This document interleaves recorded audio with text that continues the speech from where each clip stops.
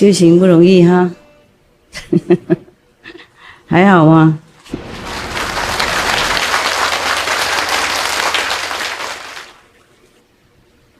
OK， 我想把这个故事讲完。现在是另外一个故事。Now is a different story, different event in Mahavira's life. Okay, you want to hear or not? Yes. Yeah, of course. You have both translation English and Chinese and Korean and whatever, yeah? Yes. Wow, what lucky people. When I was in India, in the Himalaya, I had nothing. You just guess, you know. Just guess. Half of it is some Sanskrit, half of it is English, and the other half is hair. Everything other than hair. Just like Korea, Amita. So whatever the English I understood, I understood. The other one third I did not. So you can say that I understood 2/3 of whatever the master was saying. Yeah, and not too bad, right? 2/3 better than nothing, huh? Don't you think? Okay, good. Now you understand everything. You lucky people. We are trying to accommodate you guys, huh? Hopefully you really understand what I was saying, and what I am saying, and what I will be saying. Because sometimes when you sit there in front of me, I feel like you understanding things. But when you go back home, I think maybe you return all the knowledge to me with no interest. And then whenever I have chance to talk to you personally, then I feel like, oh man, whom have I been talking to all these years, or months, or days, or hours, or minutes? I wonder if I have been talking to any ears, or just talking to my elbows. Huh? That's why I don't wear the sleeves, so my elbows can listen something. At least some listening. You guys have good translation? See, ça va? Good? Dấu hả? Dấu. Good? Bono? Bahut? Bahut? Acha? Bahut acha. Okay. That's all I know. Don't ask anymore. Anymore Indian language. I told you I understood only 2/3. Right, sister? Only hair and English. Yeah, and the rest is whatever the local language that the master was speaking. Okay, let's read the story of Master Mahavira. Yeah? Everything that he has to endure. These are only, I guess, only the main things. You know, either the main events in his ascetic time, or just something that happened with the gods from heaven. It's not all his life, of course. The whole life of the master, whoever, the master maybe, cannot be written in just one book or 2 books or 100 books even, because there are many things, even the physical happenings, you cannot always write it down, because sometimes the master did not say it, or sometimes there was no witness to recount, or sometimes they thought it's not important, or sometimes it has been told but it's been lost. Yeah, because there was no person there who was capable of recording what the master said, or what's the story content and what has been told. The Buddha was lucky, yeah? The Buddha has Ananda, you know, and he's always next to him. So he recorded everything, and he has a super recording capability. Some people do have that. Yeah, some people have that good memory ability. Some don't have. When we were younger, we have a better memory. When I was younger, I remember everything immediately. I even remember the whole book, or at least most of the poetry book that was very famous in Vietnam called the Kiều, okay? And also other book of poetry, yeah, the whole story poetry book. I remember them. My father used to be very proud. Whenever some VIP come to my house, he called me in and tell me to recite the whole thing. And when I became older, a memory became less sharp. Then I don't remember all of these things that I used to remember. And I don't remember quickly what I have just read, like when I was younger. So these stories I am reading to you are not all of his life, okay? Bear in mind that the life of any master is never to be completed in one book or any book. Doesn't matter how many, okay? These are, I think they just pick out the main event or whatever event that has been passing down, okay? Now, this is another story about quashing of the flames. Before we had story of embodiment of love, the affliction by a demon, and the cruelty of the cowherd, the removal of poverty, the great renunciation ceremony, okay? And this is another one called quashing of the flames. Once lived in Sravasti, Shraman Vardaman was going to Halikduk village. On the way, he saw a large banyan tree. Banyan tree, yeah, similar to Bodhi tree. They have very big trunk. And is that right, sister? Yeah, and have many roots hanging down from the branches. And these roots will become trunks later. And then they will take hold of the soil and make themselves more solid with big trunk again. So the tree became bigger, bigger, bigger, bigger all the time. And nothing can remove these kind of trees because they had too many legs. The Bodhi tree is a similar thing. The reason why many ancient practitioners, they sat under this kind of tree, it's like Buddha sat under Bodhi tree because they are large, they are huge, huge, and their shadow and their leaves are dense. And even if you don't have enough clothing, it would shield you from the rain and the wind and the sun because it's so huge and the shadow spreading all around, maybe, you don't know, could be even many hundreds of meters large, the shadows. Therefore, even no matter where you sit, you will always be sheltered. Yeah, at least from the sun and some of the rain, so that it doesn't rain so harshly on your body, especially when you're an ascetic, like Lord Mahavira, who has no clothes or cloth at that time. But I was wondering why nobody offered him anything. I mean, the normal villagers, they could offer him some, old piece of cloth or something. Or maybe he did not accept anymore. I mean, he get used to being without anything. That would be also the ultimate freedom. Yes, that you have nothing to worry about. Like me, myself. What do I wear today? Yeah. My destiny is a little more complicated than the destiny of the Lord Mahavira and the Lord Buddha or the Lord Jesus. For example, whenever any master reborn, the destiny changes, according to the period of human history. They don't always do the same thing. Somewhere a long time ago, I read one magazine in America, and they said, Jesus, he has predicted, he said he will come back as a woman, and they will not recognize me. That's what he said. I'm not sure how trustworthy this kind of magazine's report. Okay, I'm just telling you for your entertainment info.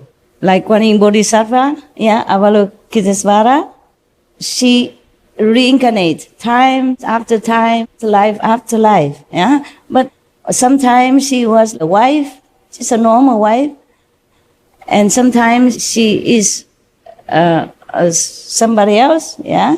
And in Buddha's time, she was just a bodhisattva. No wife, no husband, no children, nothing. Yes. You remember one of the story about Kuan Yin Bodhisattva? Yes. She was married to a man, yeah. And at night when her husband was sleeping, she saw one of his hair growing very unruly, unregularly, and inorderly out of his chin. So she was thinking, oh, she want to cut it, to trim it, make him look handsome. And she just get a knife, you know. She has not done it. She got a knife from kitchen, yeah, sat next to him and was about to do it. And she put her knife next to the neck already, a chin already, and the husband suddenly woke up. And he sounded alarm, you know, tell everybody, oh, she's going to kill me, she's killing me, help, help, and all that. The whole household woke up. And she was scared, you know, of course, she's frightened. Everybody woke up and then want to catch her. So she had to run. She had no time to explain. And she had to run, and she ran, and then on the way she saw a temple, Buddhist temple, and she went in. And she told them that she's a man. She had to say that she's a man and she wants to be a monk there. Yeah. So, of course, the Buddhist monks, they don't always check in too much about their history, or besides, it's very difficult to check now. Those days, they don't have computer, right? They don't have anything stored in the software, hardware, or whatever ware that you say. Okay, I had no idea what software is and what hardware is and what middleware or where. I just wear what I have to wear. The rest, I have no idea. No.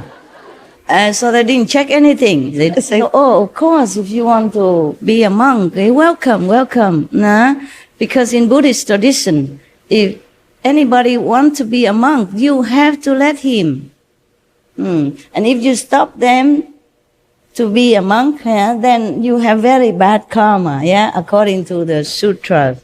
And if you let somebody be a monk willingly or help him, her to become a monk, then your merit is very, very big, huge, immense, Remember those Buddha scriptures I read to you? Okay. So, of course, they welcome. And the temple always need one or two more hands, to help with cleaning up, repairing, as well as, all kind of odds and ends stuff, yeah. So she became a monk and stayed there peacefully, safely, for a while, until one of the Buddhist followers, a beautiful woman, came along. She liked him. Her or him, yes. She liked the form of that new monk. Oh, because she's beautiful. Kuan Yin Bodhisattva, as a lay person at that time, was beautiful already. That's why she was married into a rich family, good husband. And even if she shaved her hair, she still looked stunning. She has beautiful, handsome. Oh, this woman fell head over heel in love with this monk, nun, whatever. Monk, okay? So-called monk. She kept trying so hard to get him. But of course, this monk is no monkey business, So, of course, he refused her outright all the time, anytime, and she felt very hurt. This person, this woman, this lady, girl, she was actually a daughter of some very influential family, so she won't take no for an answer, Anyway, all of her affection is very unrepaid, and she will feel very, very, very frustrated and angry. And then somehow she managed to have an affair with a servant boy in the house. And then she became pregnant. And then in those times, if you're pregnant without being wedded, then you are a criminal. They beat you up. They dig a hole in the ground and put your stomach there and you lay down with the stomach in the hole so that it won't hurt the baby, and then they beat you up until you confess who the father is. She confessed that the new monk in the temple, the handsome nun, is her lover. Man, okay, they came and dragged her out, her out, and then beat him up also terribly. Tell him he has confessed or not. She remained silent, because if he confessed, he's a liar. And if he doesn't confess, then also no good. They keep beating her, the woman, also to get another father, okay? So he just keep quiet, and finally they cannot beat him up anymore. They also got tired of beating. They say, okay, you cannot be a monk anymore, and when the child is born, we will talk about that. Yeah, you want to marry this woman or not? He said, no, can do, don't want. So of course they throw him out. So the temple people also cannot do much more. They put her outside in a little hut. Yeah, maybe a Mongolian tent outside of the temple gate, because he's not allowed to stay inside anymore as a monk, no more monk. Yeah.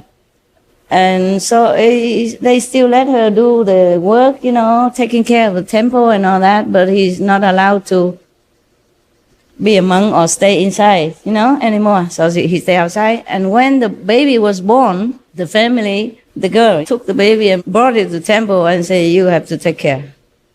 And she want to marry somebody else at that time. Okay, something like that. I can't remember very well. But it's not a big mistake that I made, whether I remember or not. And then, so the monk didn't know what to do. He had to take care of the baby. Yeah. He took really good care with all the motherly love, which is very easy manifested because she's a woman and a loving one. So every day a monk went out begging for milk and food, and then bring the child up until he grows up, maybe about 9-10 years already.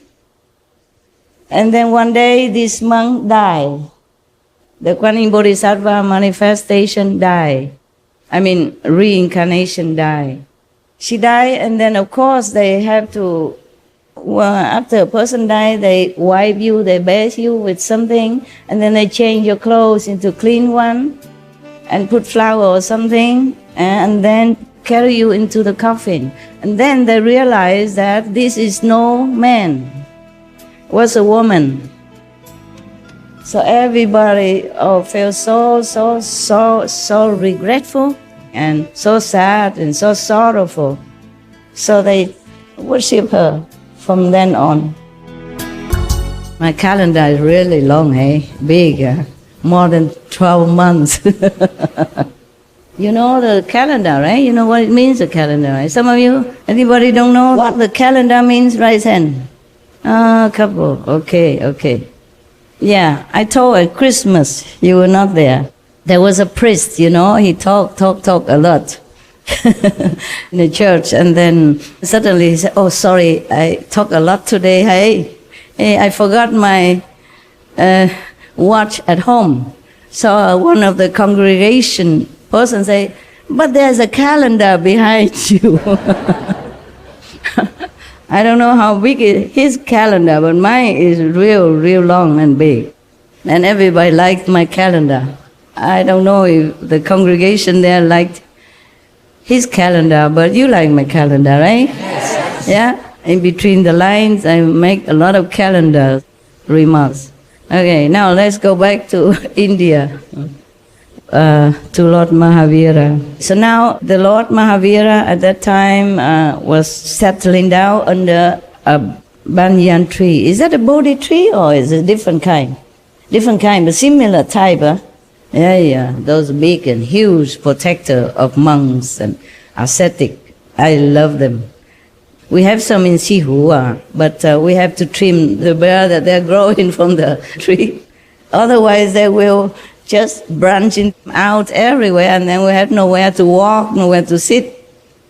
That's why the Bodhi tree, or the we call them dragon tree, still stay slim, almost more or less like when we planted them. A little bigger, but not as big, as if we don't cut the hair. He found that it was very, very suitable for him, for his purpose. So he sat under the tree and started his night meditation. It was winter, and a cold wind was blowing. Goshalak was also following him. As Goshalak, you remember his partner last time? I joined him just recently. Yeah? His name? Yes. He could not tolerate the piercing wind, so he shifted to the other side of the tree. After some time, some wayfarers also stopped under this tree. They collected dry wood and started a fire to cook food. They spent the night there and kept the fire burning. Early in the morning, they broke camp and went away. The fire was left burning. Slowly, it spread and engulfed the surrounding dry twigs and leaves gathered under the tree. The wind was blowing in the direction of meditating Mahavira. The fire slowly spread and reached the spot where Mahavira was standing. Goshalak shouted a warning, but Mahavira had no awareness besides that for his own soul. He was unmoved by the heat of the approaching flames. He was busy squashing the ultimate fire within himself. Our greed, anger, and ignorance fire inside. He was busy, destroying this kind of flame. So he did not hear his friend shouting about the flame outside. He did not feel the heat of the flame outside. The flames reached him and scorched his feet. Even this acute pain did not reach the depth of his tranquility. Can you do that? Yes, you can? Really? Wow, congratulations. Is that the can Chinese or the can Indian? Huh? Is it yes Indian or yes Chinese? I guess yes Indian, right? Yes? No? No, huh? That's no, right? Okay, I got it. Because we're reading Indian stories or you're using Indian gesture, okay. So that means no, right? Yeah. I don't know if I can. I really don't know, because it didn't happen to me yet. I mean, in this lifetime. So after some time, the fire subsided on its own. Oh, thank God. Yeah. Now he has another trouble. Anybody can tell me, how can somebody not feel the burning pain when the fire burn your feet? Anybody can tell me how? Why? Before we move to the next story, yes, tell me. 就是说入山不地了，完全入定了。啊，你有没有这种状况啊？没有，那怎么会知道呢？没有怎么会晓得那么清楚？没有这种状况，就是平常经常在听师父讲的。听师父讲的啊呀 ，OK， 有了，有这种情况了。我是没有被烧，所以不知道哈。我没有这种情况，所以不晓得。就是我晓得，我可以睡得很深啊，睡得很甜很甜就对了。那连佛教的寺庙那个大轰钟啊，在我耳旁啊摇，我听不到。讲过了哈，这个故事也讲过哈。One time, long time ago, when I was very young master, young nun, I was invited to a temple in Puli. Puli is a beautiful place with a lot of Buddhist temples. I think because the weather there is very temperate, very nice. and it's very quiet. Have mountain water, very beautiful and serene, and maybe it has a spiritual, strong atmosphere. So many monks and nuns dwelling in that area, Kapuri, in Taiwan. Okay, it's like in Japan they have a place called Kyoto with many temples. Correct? You Japan? No Japan? Well, how you know?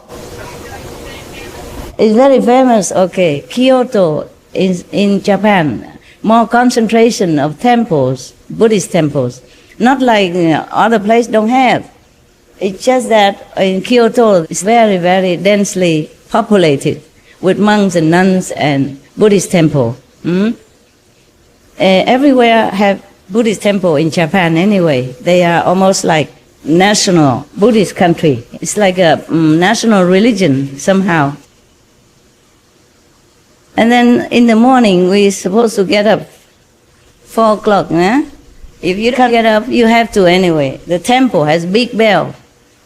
This temple has bigger bell than other temple. The bell is bigger than 比这个我的地方还大的也有，哇，也有哈，就这样而已啊。我看到有很大的。very big, you know. Sometimes bigger than my area. Depends on how rich the temple is. Yeah, okay. So big, and it happened to be right in front of my room. It's next to my window. I was assigned to sleep in that room. I was a guest. I stay where I am told to stay. In the morning, I'm supposed to get up at 4 o'clock. Before 4 o'clock, you know, clean, wash, makeup, and dress. And then go to lead the assembly to do meditation. But did I? No. You thought I'm a good master. Get up earlier before everyone else, or at least on time, or at least just a little after everyone else to feel important. Important people always complain, that's what I said. I did not feel important. Nevertheless, I wasn't there. I sleep next to that window with the big bell in the temple ringing. You can hear it from, you know, like church bell, you can hear it many kilometers. That's the purpose. They make such a big bell so that monks and nuns cannot sleep in the morning. Just wake up and do the morning service. In the Buddhist temple, you have to do morning service. You know, you have to recite some liturgy before you had breakfast. And you thank the Buddha and Sangha, you know, the 3 jewels. And then you recite some mantra to feed the ghosts and all that. I used to do that too. No? Now I had not even enough time to feed myself, so I say sorry. I eat some and I give some to the ghosts. Sorry. And I recite a quick mantra if I have a chance. Otherwise, you have to recite a long procedure of liturgy. You call it liturgy, huh? Okay. Man, I did not do that. I did not even wake up for the Zen retreat. There was 7 days retreat, and I was invited to a very beautiful big temple, you know, by a monk, the abbot of that temple. That is a big honor. He's an abbot and he's a monk. He's a senior to me, and he invited me there to lead a Zen 7 days retreat. Of course, as some of my, I don't remember, I have monks and nuns. Yeah, I have some. Some of my people also went there, and also his, yeah. So it was a great honor. So the master is supposed to, you know, behave accordingly. Did I? No.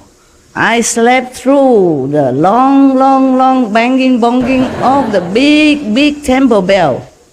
I can't remember what happened next, but that's all I remember. So after I woke up, refreshed myself, thinking, wow, I didn't need alarm clock. The alarm clock also rang. It did its job. Everybody did their job except me. The alarm clock even did its job. The monk ring the big bell, as big as, you know, all this put together. You know, in my vicinity here, the chair and the table together. Bigger than that, some. But it doesn't matter. It cannot be that you don't hear, especially you sleep in front of it. I mean, the bell tower was next to me, and it's not very high.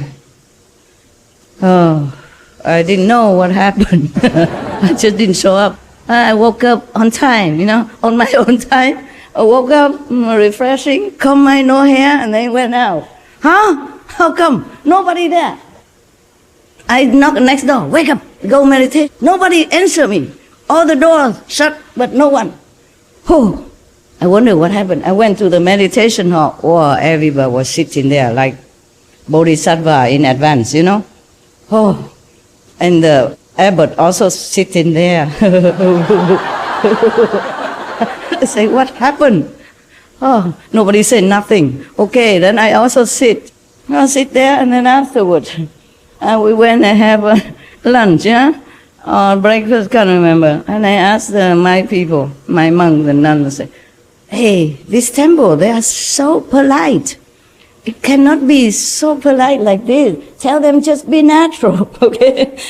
Just be as usual. Because in the morning they didn't ring the bell.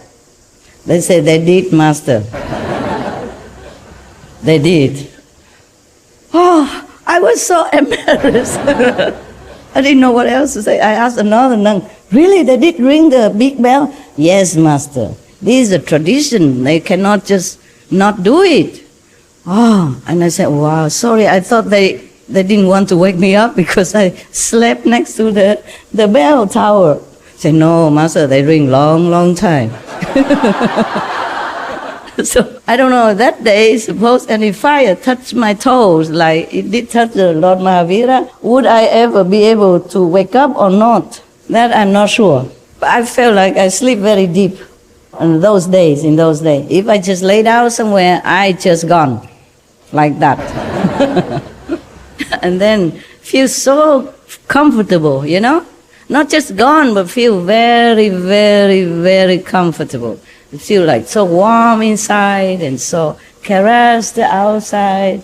Not by the wind, it's some invisible energy. You feel so comfortable, like you're sleeping on the purple cloud.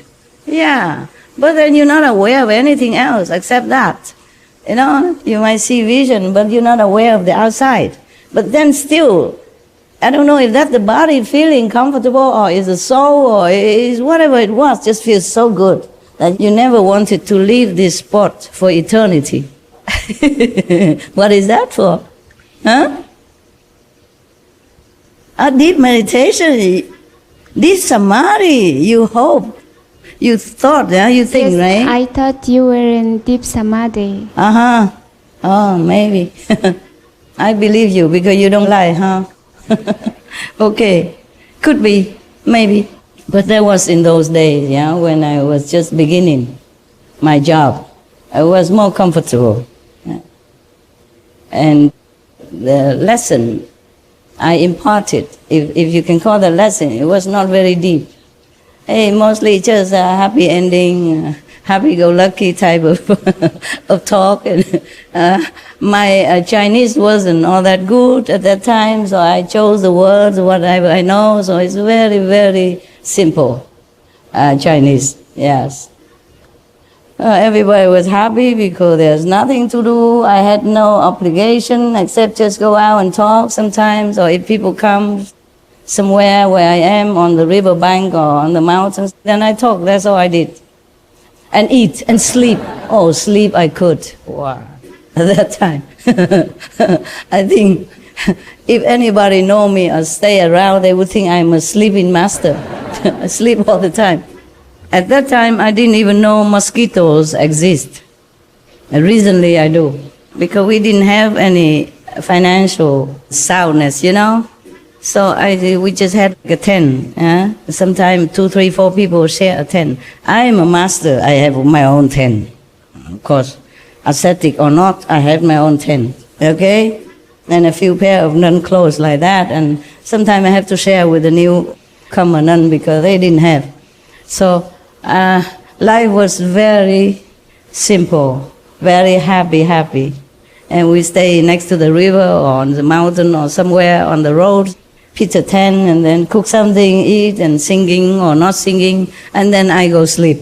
Of course, I was very, very good at sleeping at that time. Sleep like that, like the big bell won't wake me up even.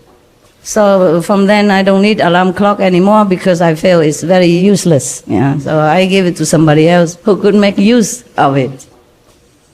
And then we didn't have good cars, so sometimes the car just stopped anywhere it wants. And then we feel like, okay, God's willing, Buddha instruction, maybe we should stop there. So we just stop, okay?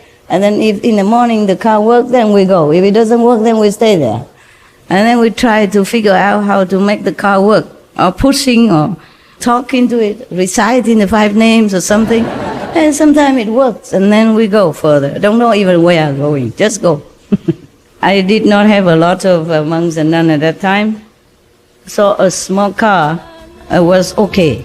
We didn't have a lot of things anyway, 1 tent for 3-4 people, except my tent.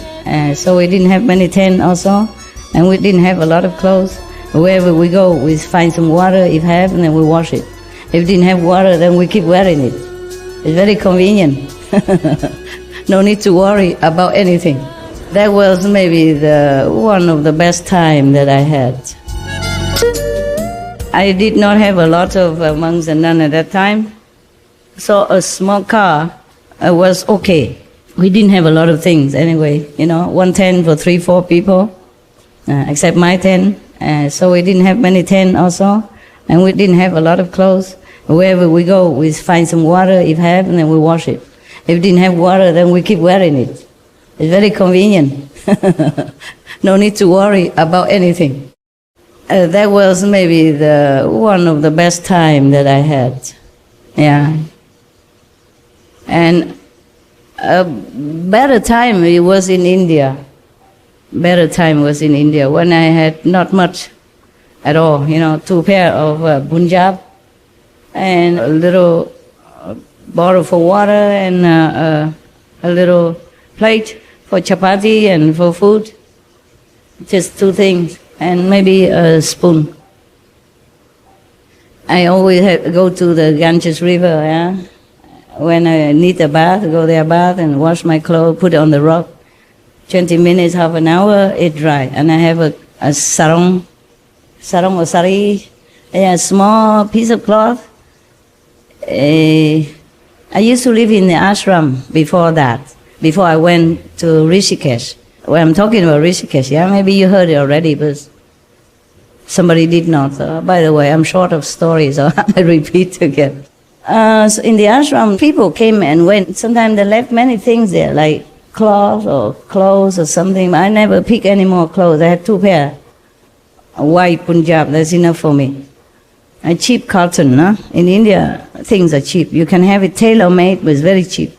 And then the piece of cloth that I pick up, from trash in the ashram. And then when I wash my clothes, I wrap myself with that. And when the clothes done, I use the cloth to cover myself to wear the clothes. And then I went back to my hut. Mud kind of hut. And it's not luxury, okay? Yeah, it's only mud, made from mud. So, but normally I did not sleep inside there unless it rained heavily. Normally I went up onto the roof, east roof, and slept, meditate up there. But don't do that. If you go India, don't do that. There are many scorpions, snakes, and centipedes. They're running around. It's safer for you to stay in a room if you go to India, okay? Don't copy everything I do. I was blind, deaf. I see nothing, but wanting to see God. I hear nothing, just want to hear God's voice. I was completely blind, deaf and dumb to the world. That's why I dared to go alone into the Himalaya. In India, being a woman alone is already very risky for you. Not to talk about sleeping alone somewhere outside, on the roof or not. So don't do all that, okay? A lot of snakes, there's snakes and scorpions and centipedes abound.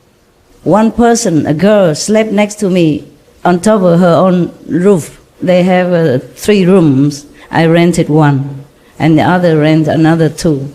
There were one couple whose sleep on top of the roof next to me. The girl was beaten, black and blue, swollen. Oh, it was an emergency, really an emergency, and they really couldn't take her fast enough.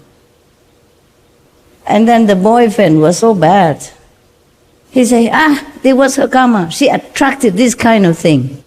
I sleep next to her, but not really next like this, but, nearby. They did not like me. Maybe I'm vegetarian. Don't taste too good, don't smell good. So they didn't come to me. They went off to her and attacked her. Oh, she was so really in bad shape. The boyfriend was bad. Not only didn't say something comforting, he said, oh, it's her. He told me. I was worrying, I inquired. So what happened? What happened? Is she going to be okay? It looked very painful. He said, it's her. She attracted this kind of karma. She attracts this kind of karma. And I said, wow, what a thing to say, huh? Oh, you better get a rickshaw or something and run after her and take care of her now, huh? Go. What kind of boy who said such thing? Even if it's true, in such a situation, if you cannot say anything kind, you just shut up, huh? Maybe they had a big fight before that, That's why he couldn't find anything good to say. But still, this is a very bad thing to say. You boys, don't ever say such thing. Huh? To your girlfriend or not girlfriend. Must have sympathy. Must have affectionate kind of nature, okay? Must show your love. Make it into a habit, then it will become real. It will become real. It become your nature. Yes, because you had it. You have it in you. It's not like you are faking or you are playing, okay? You see many movie stars. They're playing together. The loving couple, for example, they practice for a year, 2 years until the movies come out. And then when the movie is off, they also kind of feeling they fell in love with each other, sometime like that. Or maybe they could not get out of their character for a while to play another character in the next movie. Yeah? They're still confused whether or not they are maybe Adam Smith or maybe they are some king in Egypt in the film. Right. Okay, and that's my calendar. Anything else I should tell you? No.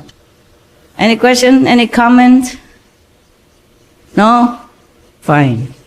You make me work all the time. You just sit there. Huh? Feel no shame? No, of course not. Never, right? Okay, now we have another problem coming for Lord Mahavira.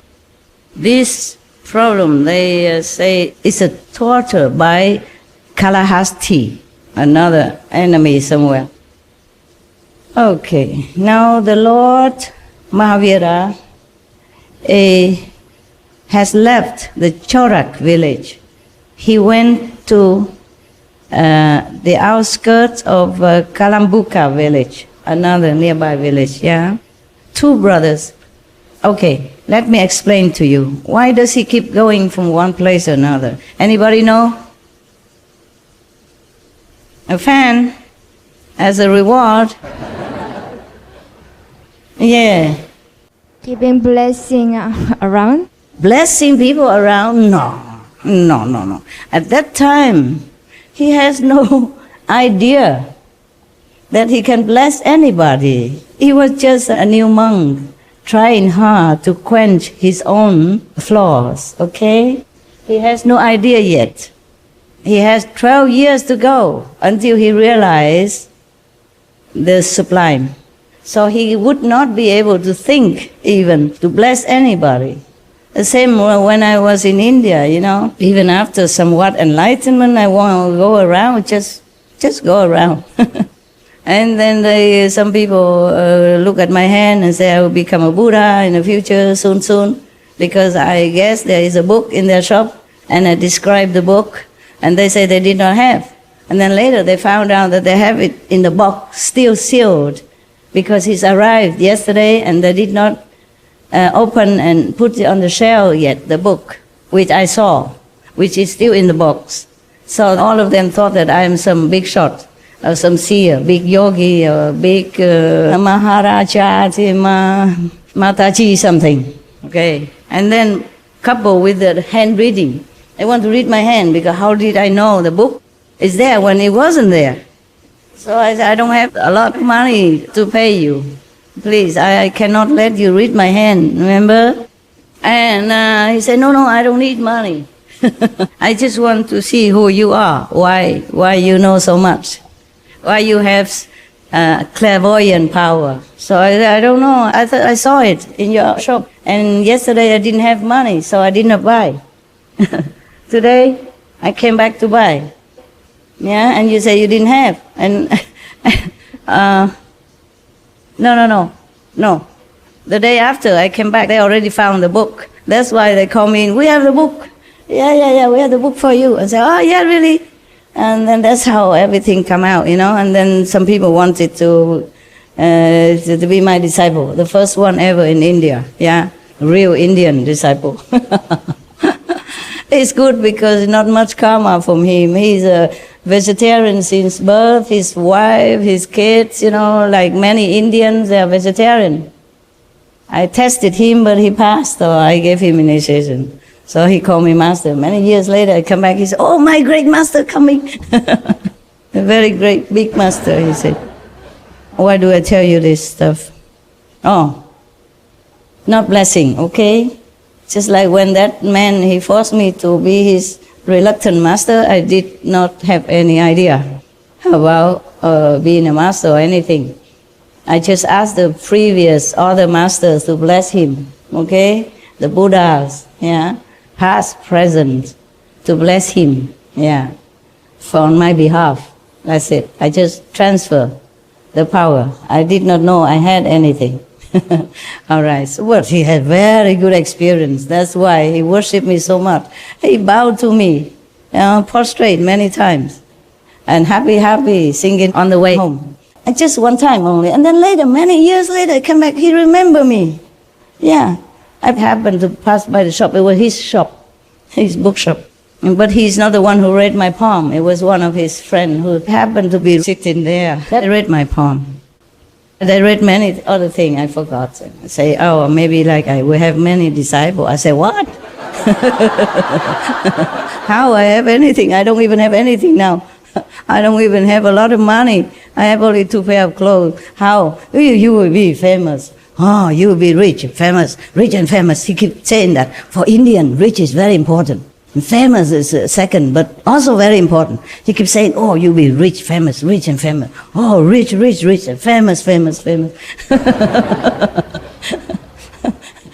Buddha, rich and famous Buddha. For my idea at that time, you can imagine how I believe such thing. I say, oh, I don't believe such thing anyway, and I don't have money to pay you. He said, never mind, I read, okay, no money, yeah. So he grabbed my hand and read anyway. I was also curious to see whether or not he can read anything. Because I was told that after initiation into Guanyin method, nobody can read your destiny anymore. Because you're free. Free the moment of initiation. And whatever made trouble afterward is just your mind. Okay, your mind. You're so free, controlling from above, but your mind is too stupid to listen. And you listen to your ego, your habit, your customs of your ancestry, your hearsaying, your other things, your knowledge from the world that people imparted to you and you took it as your own. Okay? And if you are successful, it's even more difficult to control your ego. What was it that I was saying? 刚才说到那个为什么那个他到处走动？到处走动。哎。哦 ，no。那个我说一下，他那个印度的习惯， OK， 知道了。他那个去接收那个供养。去托钵。哎，托钵何必走动那么远呢？他还有那个村子的，有些印度有些村子经常举办这种供养的活动。供养也不用到处都跑啊，也许其中一个理由啦。啊 ，OK，I'm waiting。Yeah。 Because after you better be right, because you're an Indian. You should know everything. Because after some time, people start gathering around you, and some people start worshipping, and some people don't like you. So they don't let the master practice. They just want the master to bless them, and they start gathering around the master. Meaning he did that to not be disturbed. Yes, master disturbed. Possible. I didn't hear about that yet, but it's possible, logical. 因为他不能执着于任何情况，那个环境会把他拉下去。他不能什么？不能执着于同一个环境。对了，哎呀，你这么老了还不错。来，你要哪一个？我答应我会给的。要哪一个说一下就好了。这个，不是这个。说好啊？哎，是你的，你要选你喜欢的啊，难得啊。这个不是这个，红的不是紫的，紫色。哦，我喜欢这个呢。哎呀，舍不得怎么办呢？不执着给你了。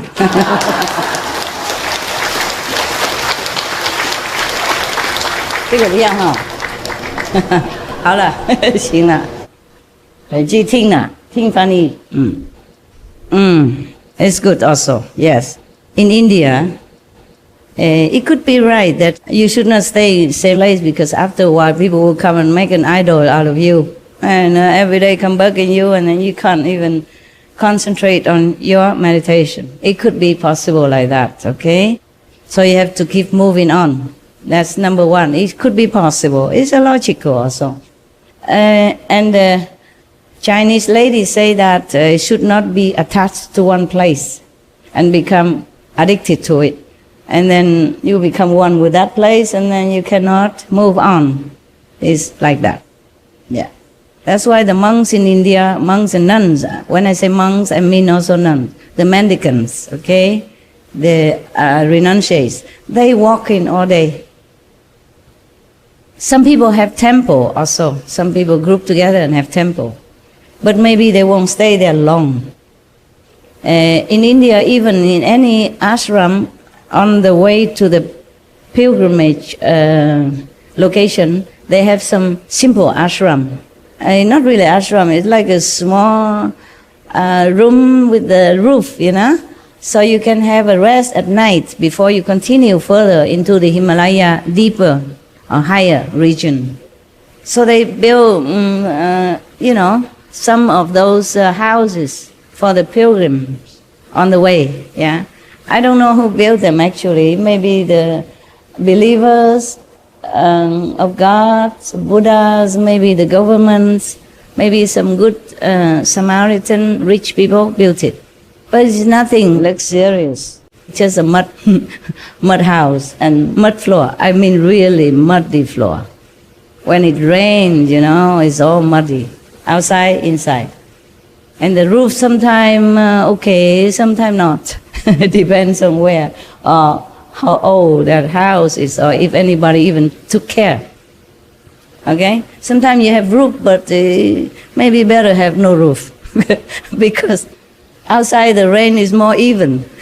Inside the roof have a big hole, so all the water concentrate there, and if you sit there, it will give you a no-end shower. And in winter, I assure you, it's no fun. So now, in India, they build such a temporary house for people when they went on pilgrimage to take a rest. Some people do take care of that kind of house, and they provide blanket, provide coal to make fire, for people who pay for it. I did not have, so I just stand behind the group. So now, in India, they build such a temporary house for people when they went on pilgrimage to take a rest. Some people do take care of that kind of house, and they provide blanket, provide coal to make fire, for people who pay for it. I did not have, so I just stand behind the group, and I have a staff. I pick a wooden branch somewhere outside and I use it to walk because it's very good for you to use it to walk on a muddy road or a very broken road or climbing high mountain or going down when it's slippery in the rain, the staff is really like your third leg. It stabilizes you. If you don't have an umbrella, you use the staff, or you use an umbrella, whatever it is, you must have it. If you walk in the Himalaya region, okay? That's why you see many monks, they also have a staff like that. It's also a necessity.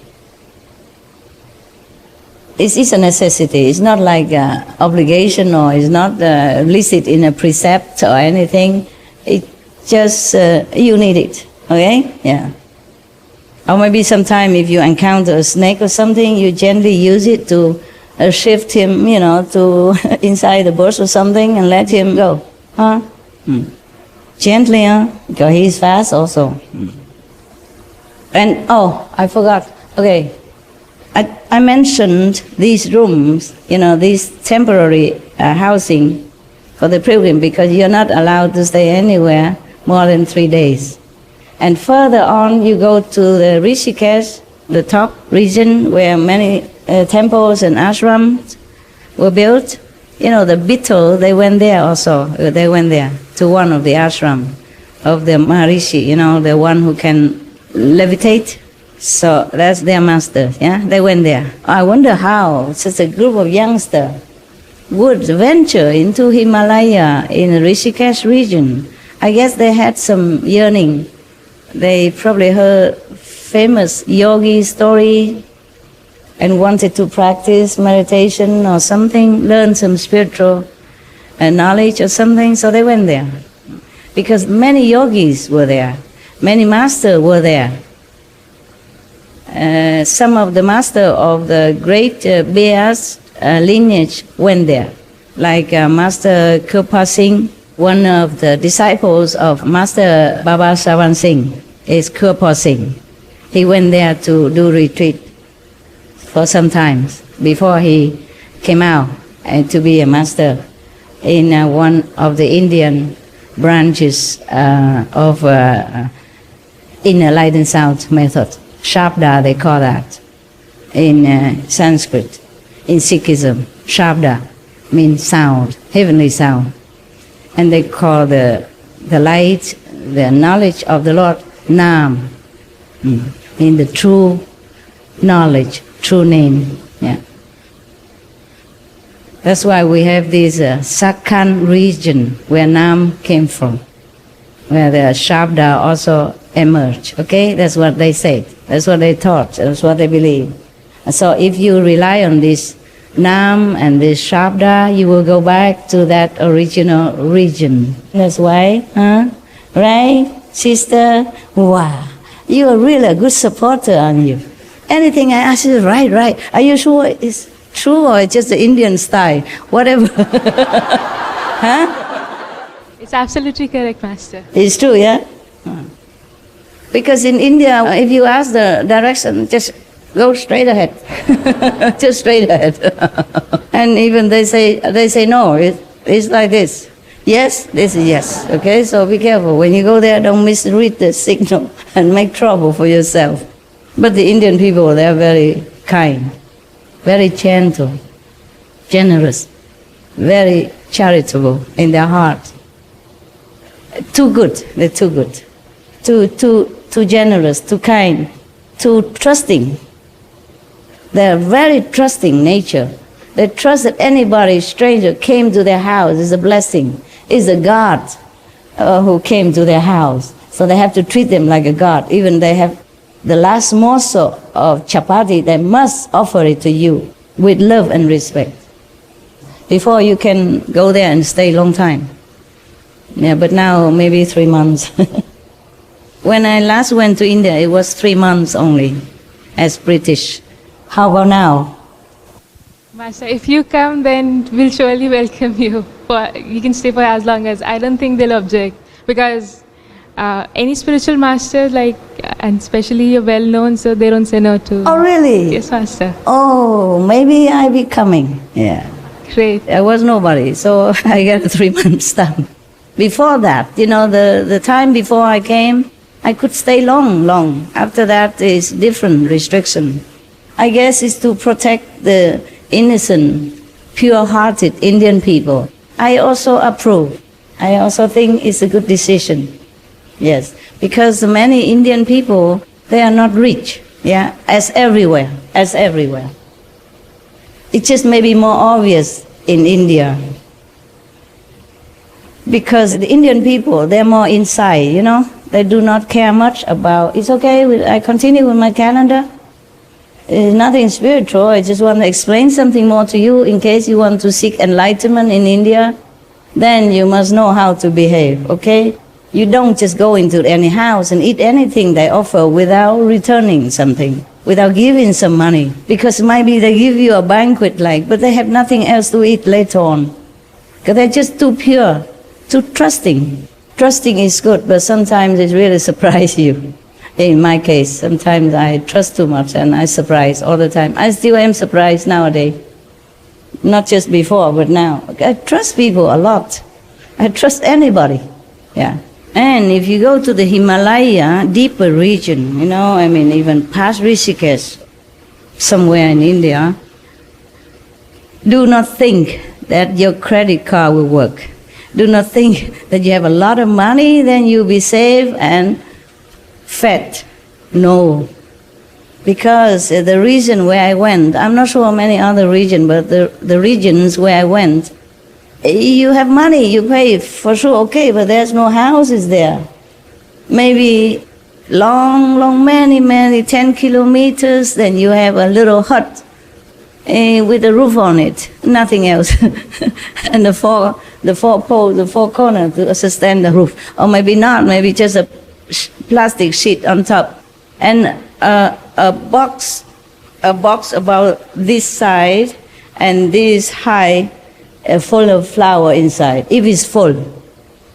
And you know, in the pilgrim season, there are a lot of them, thousands of them, 10,000s. So even you have money, you can go hungry for days. So make sure you study some wild plant, edible, wild edible fruits, okay? And, you know, feed yourself meanwhile.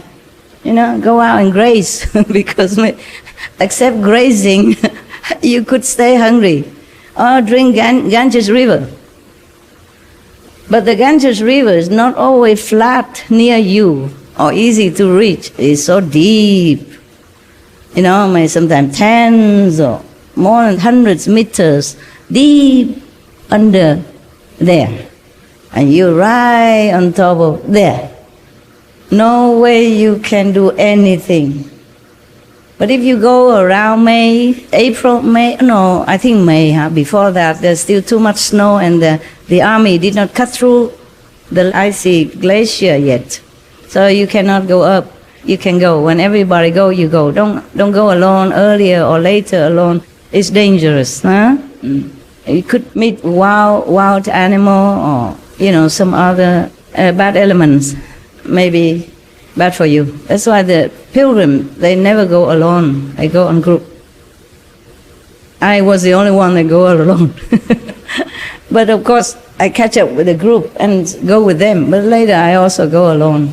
But there's a pilgrim season and daytime, okay? And it's always another group somewhere coming. You see, catching up with me.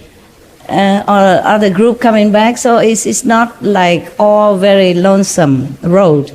If you can call that road, is a path, sometimes this big. You can put only 1 foot at a time. 2 feet no good, huh? You might fall down. Slippery. And the stones are loose, very, very loose. Be very careful every step you go. Many people went there, never came back. It's not a joke, it's not to frighten you. You ask any Indian people. Many Indian people don't dare go to Himalaya. Is right, sister? Normal people don't go to Himalayas because it is very difficult trek. Yeah. And they don't return. It's dangerous, yeah. Yes, ma'am. 예, 히말라야를 혼자서 가실 때는 뭔가 그 내적인 어떤 절박감이나 또 간절함이나 뭔가 있었을 것 같은데. Make it short. 예. The way Master went to the Himalaya, there is a reason why. Oh, she asked why I went to Himalaya? Yes. She still doesn't know? Tourist, okay? Looking for Buddha. Yeah. Some people go looking for cities or famous place. I go looking for the Buddha. I'm a Buddhist tourist. Yeah, looking for God. 신을 찾을 때는 부처님을 찾을 때는 어떤 그 간절함, 간구하는 그 있지 않았을까? 제 경험하고 이제 스승님 말씀을 들으면서 예, 알겠습니다. Yeah, she guessed that time when Master going to Himalaya, there is a reason why very eager to find the God, to be compared to her experience. To her experience, she also went to Himalaya? No. But she has a big eager to find the God. Oh, that's why she didn't go to Himalaya. I got it. Compare. One like to eager to find God, went Himalaya. One eager to find God, didn't go to Himalaya, still find God. You lucky. You lucky. Translated wrong? Oh, forget it. You sure you understand Korean? You translate to her? Yes. Yeah, but did you understand her Korean? Yes. Yes? Oh man, okay, never mind, whatever. I will know it when it go on the SMTV screen. Don't worry, okay? We all understand inside and that's important. No need language too much. Otherwise, there are thousands of languages in the world. We never had enough time to learn, even from the time we still drinking milk until the time we die. We never had time to learn all that. So, Guanyin, language is the best, right? Yeah. That's why we can sit together, from all different personality or nationality here and still feel oneness. Yeah? Still feel good together. I mean, generally. Yeah. In the deeper Himalaya, Rishikesh area, that's a famous place for pilgrim also. Yeah, it's more officially famous on the map. Many yogis went there, many masters went there to meditate in the old time until now. Okay, so people believe that it is a very auspicious spiritual region. Okay, I feel very happy there. Yes. Very, very happy. I guess I would feel happy anywhere because I had nobody else to be sad, to share their karma or to have to worry or to have to listen to their nonsense. Yeah? Then I would never be sad there. That's the happiest time of my life. I had not much money. I ate only 1 or 2 or 3 chapatis per day.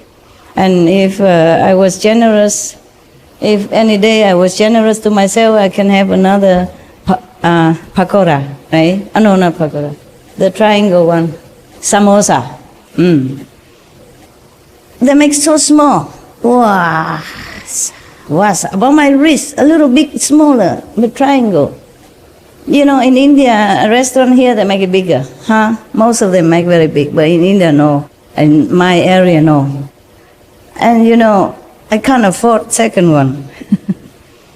One time only, but it tastes even better, like heaven. I never ate any samosa. It tastes as good as that time when I was in Rishikesh.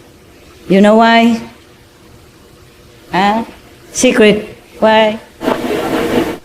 Hungry? How did you guess? Okay, good. Yeah. Not hungry, just didn't have enough food, didn't have enough money to afford more luxurious style. Just as every other yogi, Master Mahavira left and went to another village. It's also good like that because otherwise he keeps staying there and eating from the same people all the time. Maybe they couldn't afford to keep feeding him, Also to show more affinity with different people. That's a tradition of monk.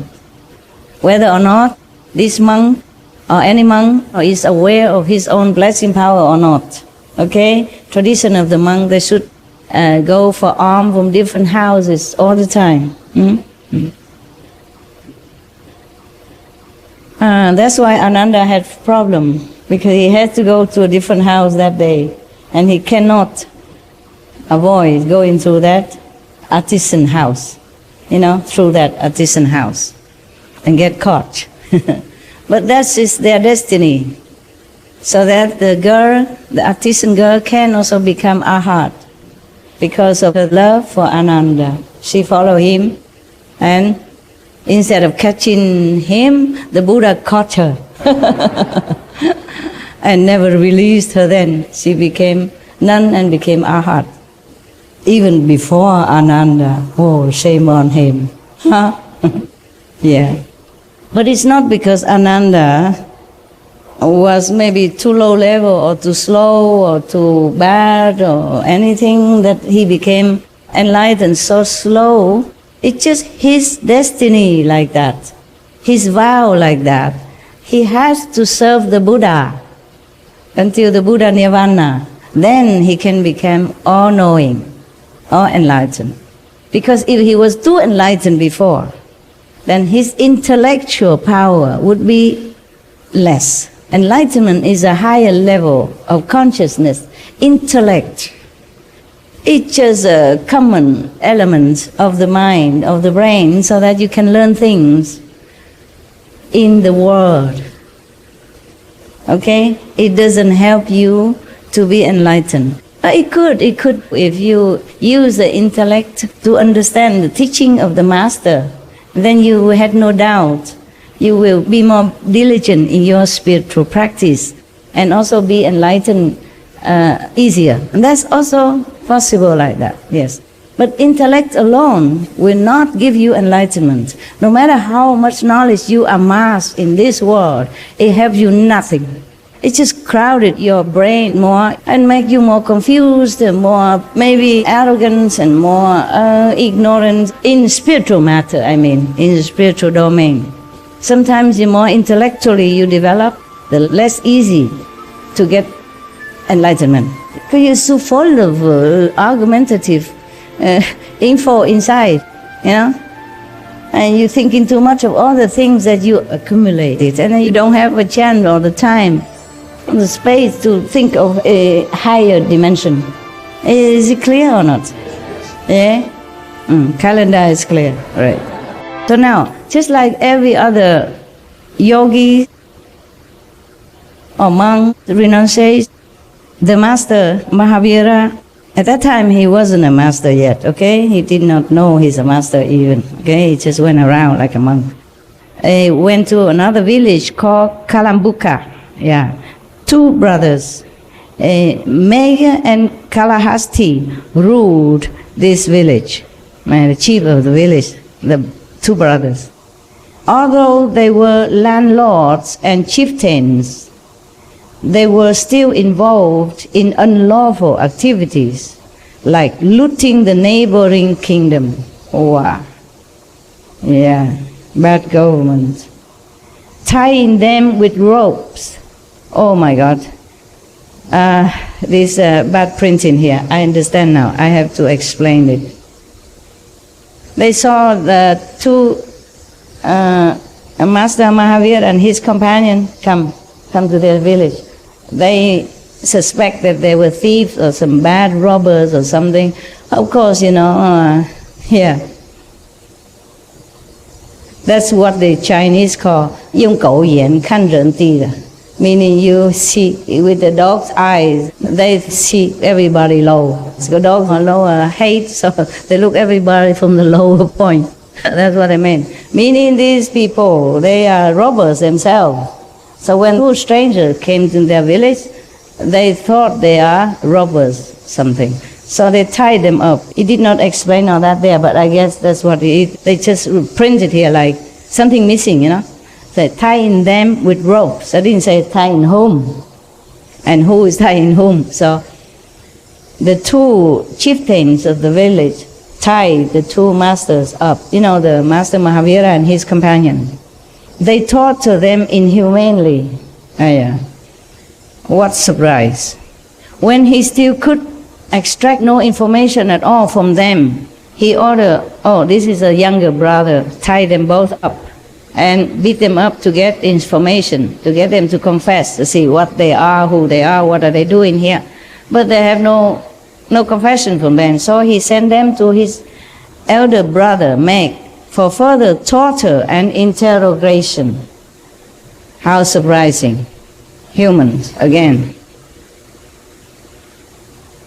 I'm still surprised as humans sometimes, even among my own so-called disciples.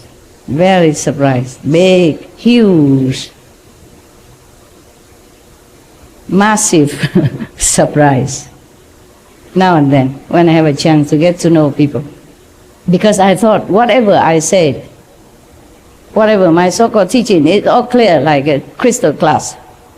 I think even children, 5, 6 years old, understand perfectly.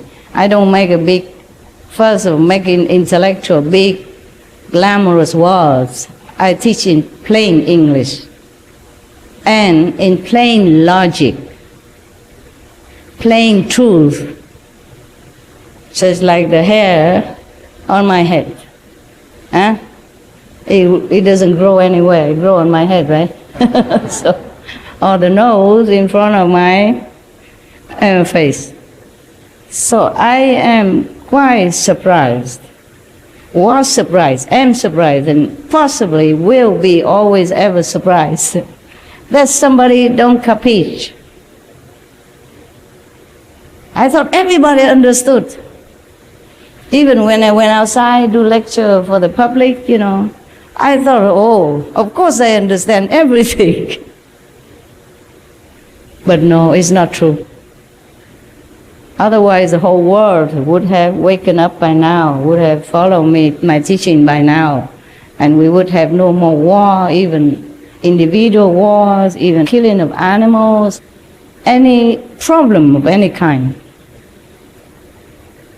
Yeah, but I still don't understand this. I still don't understand that humans don't understand. I still think that humans do understand. Well, I do hope, I still have some hope here and there, now and then. It's helpless sometimes to talk about it, to think about it.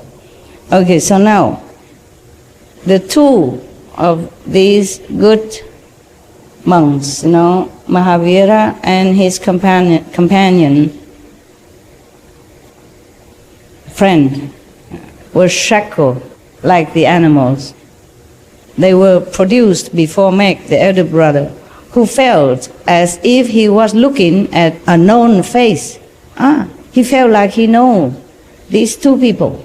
The elder brother felt like the face of Mahavira and his companion are familiar, according to this.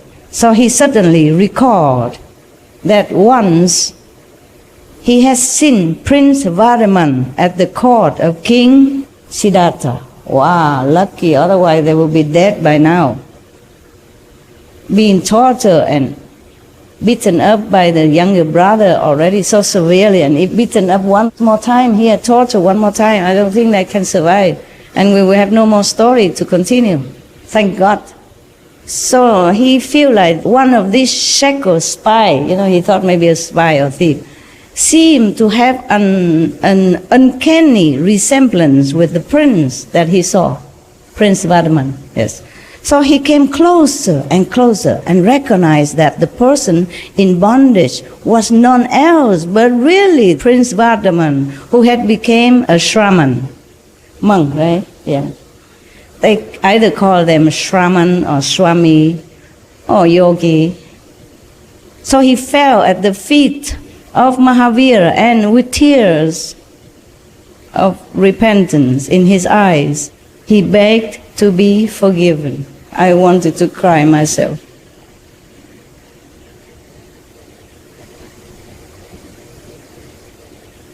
Oh, humans, my God, when will they ever wake up? When released, Mahavira resumed his journey. Do nothing else, just continue walking. Go somewhere else. All right, my God, I told you, In the course of human spiritual history, I have not read any story of sacrifice and endurance, and suffering, like Lord Mahavira. Perhaps there are, finally, like for Jesus Christ or Buddha, they tried to kill him, or other master being tortured or poisoned to death, yeah? But in the meanwhile, the story in between, up to the time of death of the masters, we hardly hear any stories like this. Okay, some suffering, some endurance of hardship, difficulty, maybe hungry, thirsty, being misunderstood and all that, but hardly any story has so much repeated suffering like this. Right? Have you heard any more than I read here? No, huh? Still more to come. Okay, next time, huh? I see you next time. It's time for you to go out, take a rest. You've been sitting all day, and it's time for you to take a break and have some good food, okay? The SMTV people, I want to see you upstairs somewhere, or wherever you are designated, okay? Just have a few talk. No scolding, don't worry. Just taking care of you, asking if you're okay, if anything you need. Okay, sayonara.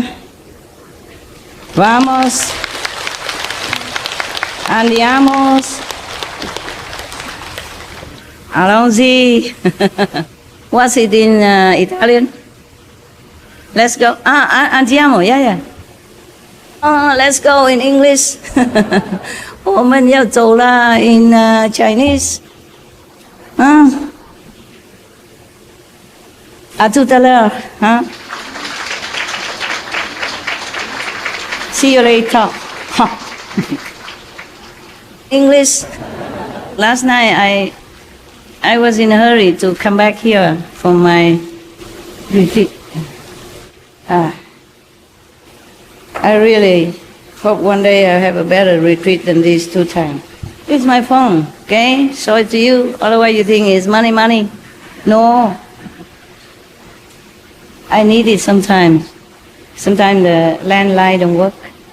Out of electricity, then I have to use it to contact. A lot of work on this. Thank you, La. Thank you for listening. Thank you for looking like you understand. 大陆在这里哈，very good. Thank you.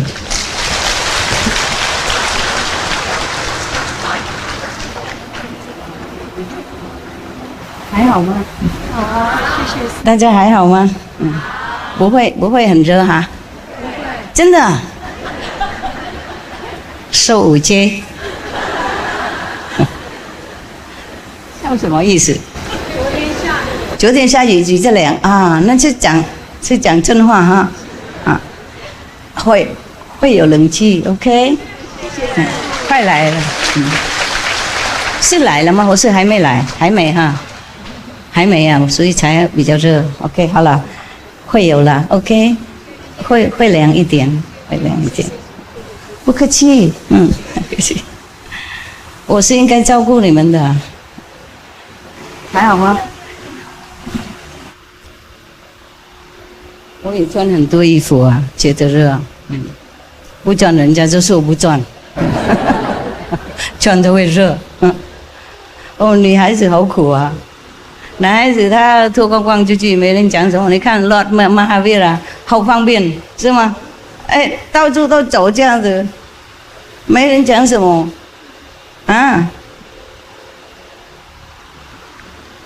我穿漂亮衣服还被批评呢，这真的不对劲。像 Lord Mahavira 那个样子，他什么都不穿，没人管。是印度啦 ，OK， 印度他们比较自由自在比较尊重修行人，漂亮。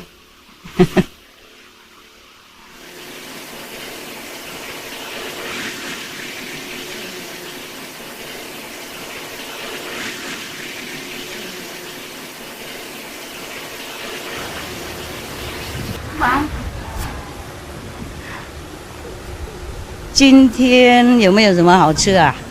我还没吃呢，早餐带来的还放在那里。有没有什么好吃在这里？弥补过错一下，我这几天吃不下，是不是天气的关系？啊？不是他们煮的比较比较没有胃口。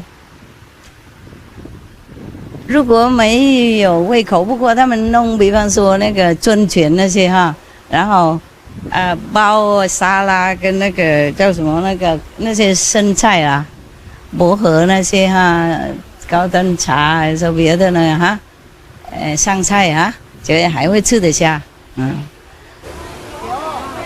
啊？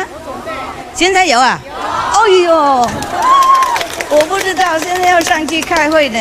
我很快开会，很快下来，也带上去啊？真的啊？哎呦，你们这么好哦，真的要留人啊！Thank you 哈，谢谢。今天是谁煮饭？台中啊？哎呦，真的好好。这有他心通哈，怎么知道我喜欢那个？又准备好，又带上去呢。哦 ，Thank you 啦啊，一定吃得好啊 ，Thank you。也许我开会完下来看你们 ，OK？ 不是吃东西啦，要看一看 ，OK？ 准备一些东西，然后我分给你们，好吗？